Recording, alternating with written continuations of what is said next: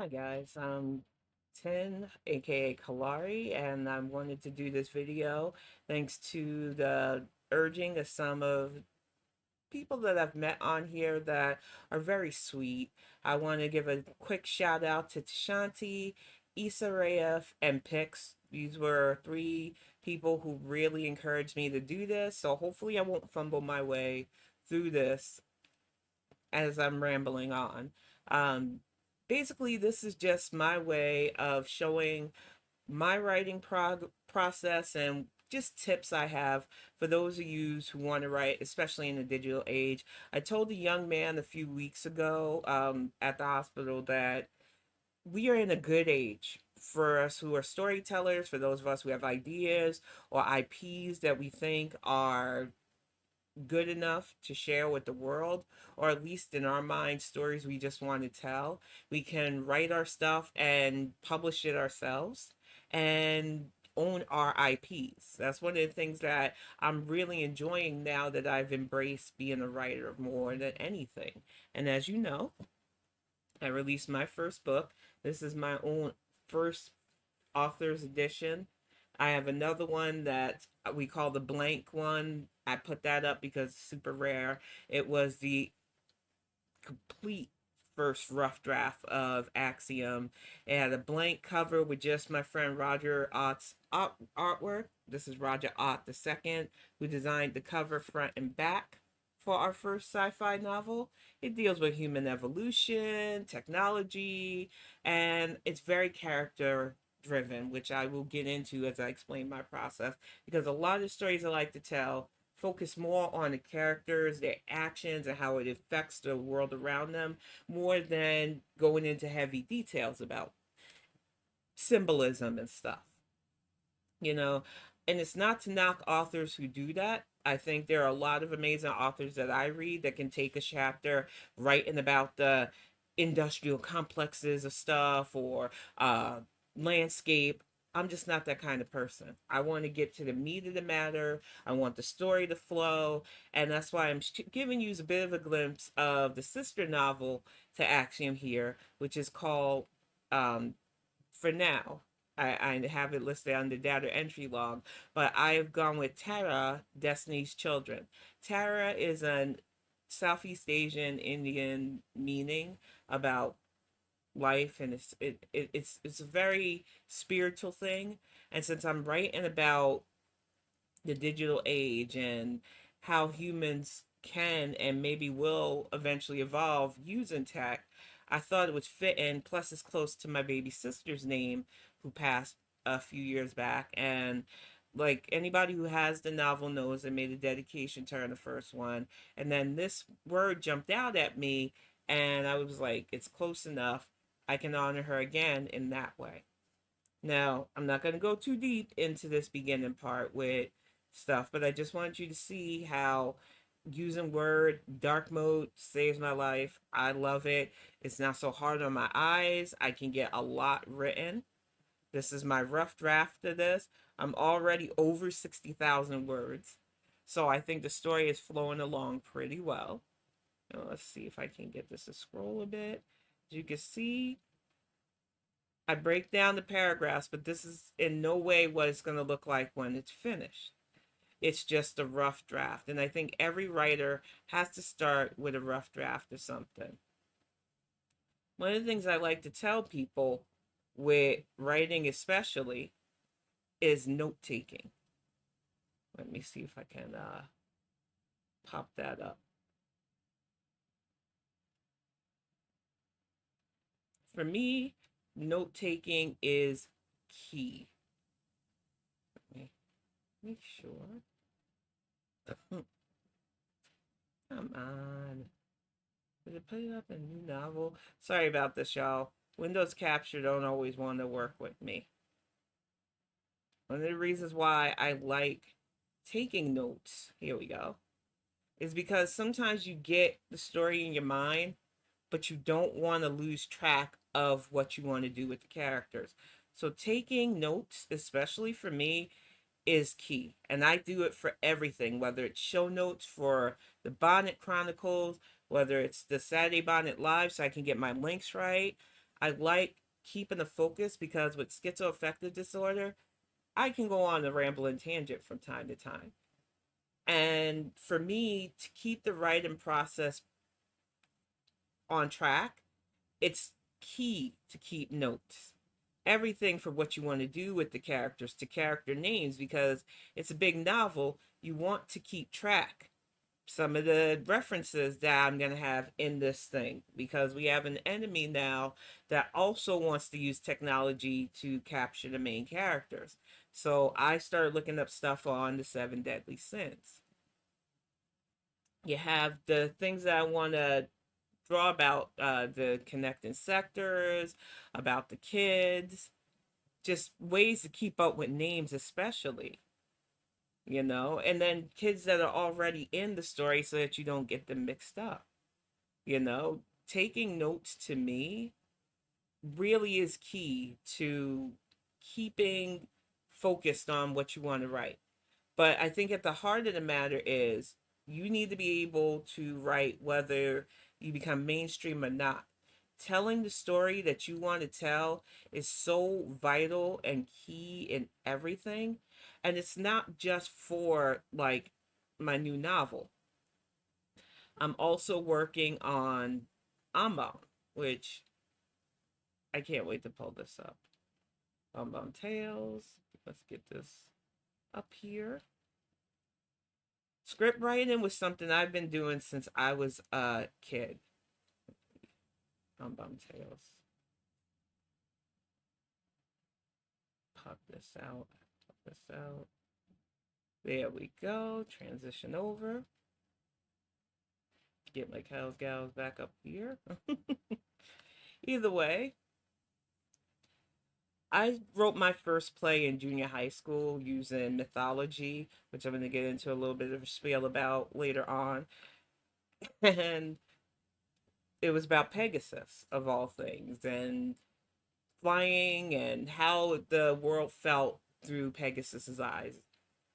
And even back then, I wasn't encouraged to write, so it was just a side hobby for me, because I grew up in a family that was like, you can't make money as a writer unless you really have talent. They were brutally honest, but it instilled in me the fear of even attempting to write stuff. But I loved script writing and I love character development and design. So when I decided to start writing, it was originally scripts or speeches or things that other people could use. And now I'm collaborating with a dear friend, Curie Bell, who has an amazing series, Star Panic Ichi, which I will link in this video's notes as well. And they are coming up with so much that can help what I write come to life. And with Ambom, she's still working on the panel for the pilot. And this was something that I ran by my husband 2 years ago because we made these characters in a video game and it was just so much fun to have them. But we wanted more. We wanted to develop them past the game that we played them in and just throw them in adventures. So we would just go back and forth some nights, just coming up with ideas and scenarios for the characters. And when I tell you that Curie Bell's art is just amazing. Let me see if I can get this panel up. Give me just a moment, y'all, because I'm always just amazed by the level of talent that I am orbited in, especially when it comes to not just the girl world stuff, but just everything in general. Let me shrink this up a bit and show you. This is one of the first panels that she showed me, showing just a little bit of the pilot of Ambao. So even if you don't want to write the next big novel, but you have story ideas in your head, now with people who want to draw but don't always have their own stories to tell, you could literally team up. And my advice to that is an advice that I heard another YouTuber give as well. Give your scripts descriptions. Make sure that the artist understands where the character wants to go. put in brackets what their facial expression might be. Just give enough detail where they can draw it out and put the text in the word bubbles, and it'll come out amazing like this. I am I just adore Carrie Bell. I am so lucky that our orbits came into the same atmosphere, and it was all thanks to my husband's job. They worked together on in the same company for a bit, and it's because he met her that we were able to do this team up. And Ambon will be launched soon. She's trying to fix some of the panels, and I keep telling her, girl, your art is amazing. We'll get this out. But until then, please check out her Star Panic Ichi, because it is a fun novel. And it's a graphic webcomic, and the story plot is just so endearing. And I was just lucky to be able to team up with them.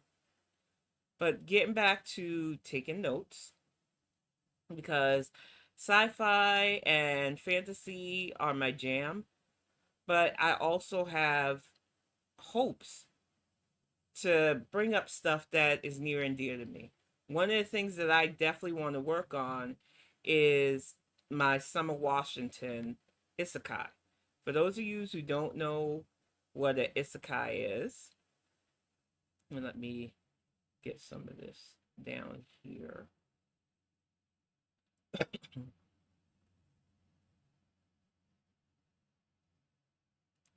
It is a Japanese form of story where the main character either dies or is somehow transported into another world based on maybe a video game or just another alternate reality system. One of my favorite animes is That Time I Got Reincarnated as a Slime. I've liked mangas like I Gave Birth to 10 of the Demon Lord's Children, just random obscure isekai mangas like that. I feel like for me though, isekai is always something that I read, but I'm reading it from an outside perspective. And I started thinking, what could I add to that genre that'll make it more relatable to people like me? I talk about my roots all the time. I'm obviously African American. I also have both indigenous and Southeast Asian ties. And it feels like I could do a story like Summer Washington justice by adding elements of both Orisha, Caribbean mythos, and indigenous mythos. With just a sprinkling of stuff that I've learned from my Southeast Asian family to make a whole world rich with characters. But what I also like to use is tools like this. This book is the Encyclopedia of Mythical Creatures and Magical Creatures, basically. It is a thick book. It is full of synopses and illustrations, and it is just a part of the research that I like to do when I'm writing for Summer Washington. And that's another thing. Some days I can't just write my novel. Some days I need to just focus the creative energies on other things. So I will plot point and I will research. And they had a lot of good monsters that I'm going to be working on for that isekai story pretty soon. And I've been looking at this one young man who does amazing digital artwork to help me with the character designs and stuff for both the gods, the goddesses, Summer, and so many other beings in the story. But that's another tip. Research is your friend. Don't think because you're researching magical stuff or mythical creatures that you're stealing from anything. These are stories that and creatures that have been with us for centuries. And if you're repurposing them into your own story, that's amazing. Don't be afraid to research. Don't be afraid to take from real life experiences. One of the things that I say about my real life experiences, because of some of the darker things I went through, I refuse to put that into my world. Whether it's Bomb, whether it's Summer Washington Will Save This World, whether it's the Axiom series, I want a world that kind of gets away. There are dark moments in Axiom. I don't hold back on a lot of things in regards to unaliving oneself, violence, neglect and stuff, but I draw a hard boundary at SA. As somebody who survived it, there will never be that in any work of fiction that I personally write because I know exists in this world. I'm a lifelong survivor of it. It is forever chained to me. So I just don't want to write novels that have to deal with that heavy topic. And I know that there are a lot of fantasies, a lot of popular fantasies that do it. I personally set a hard boundary with that. There is a limit to what I want in the worlds that I develop creative wise. But not to wrap up too soon, I also wanted to highlight some of the things that I use just on a personal level. Let me get this up. Okay. This is my writing playlist. And like when I was writing Axiom, it had its own playlist of like 46 songs that I would just listen to. And it influenced a lot of what I was writing at the time, you know. And it's all over the place. I don't listen to one genre. I really am on all over the place with the stuff that I want to do, and give it a little bit of a preview of like this song Radioactive, which I'm not gonna, it can't open the file anyway because I shifted a bunch of notes. But that was the song that when we designed the story behind Kayla finding Axiom's area where he was in suspended animation in, this song helped me keep seeing that scene over and over and over again. So now, with the new book, you can see the first song is Iniko's Jericho. I love this song so much. It helped inspire what I want to do with the characters now because there's so much that you want to do with characters you love. And that's another tip I really stress for those of you who are in the fiction writing. Start with just your base character. What is their motivation? Who are they? What drives them to do what they do? And then you add the either character that is going to be their balance or the characters around the world. We had Axiom and Kayla for the Axiom book already established that they were going to find each other. And then it had to be why. Who's Kayla? Why would she care about finding this person who has locked themselves allegedly in suspended animation? Because back then, when Greg and I first developed the story, we didn't even know why Axiom was in suspended animation. We just kept writing over and over that scenario where she, as an agent, because she was always an agent in my development of her, would be in that area to find him. And then I was like, we need to go back to his origin. And I started writing that. And I sent the prologue to my friend Raja Art, the person who, as you've seen from the cover, designs amazing things. I gave him detail about the BHM. I gave him detail about Dr. Yarrow, Dr. Cantrell, early characters in the novel that would shape why Axiom would be in suspended animation. And we went from there. And I'm going to tell you another thing, test readers are your friends. What we did with Axiom originally was we had a PDF file that we sent out to friends and family just to get feedback. A lot of friends were too busy for it, but a lot of my friends, shout out to Tony, Grandma Rhea, and Scar. They were three of my friends who not only read the really rough draft of the novel, but gave me feedback. My friend Angela, who I gave parts with my LGBTQ characters because I wanted them to point me in the right direction if I was going off the rails with the characters, because one of the characters goes through severe emotional abuse with the partner, and I allude to the more physical stuff, but I don't go into graphic detail because that's another hard boundary for me. I don't like detail and stuff, but I think the reader will feel what the character is going through with their partner, and it's good to get that kind of feedback, especially if you're a person who, even though you know the LGBTQ, but you are not that yourself, you want to be mindful and respectful that you're not characterizing people. And getting feedback is so important. And I know it can be hard. I tell people all the time, being a writer, I had a lot of self doubt. I had a lot of people close to me telling me that it's not a living that you can make, especially now because everybody wants to be a writer. And that's not true. If you believe in your work, it's true, but you have to rely on the people around you. If somebody tells you, hey, I'll read your work and I'll give you feedback, trust them. Give them just a snippet if you don't want to give them everything, but trust that they will look at your stuff and give you proper feedback. I've done that for friends that I've made on Twitch that are, wow, you wrote a book. Can you look at what I wrote? And I'll look it over and I'll give them feedback if I have the time.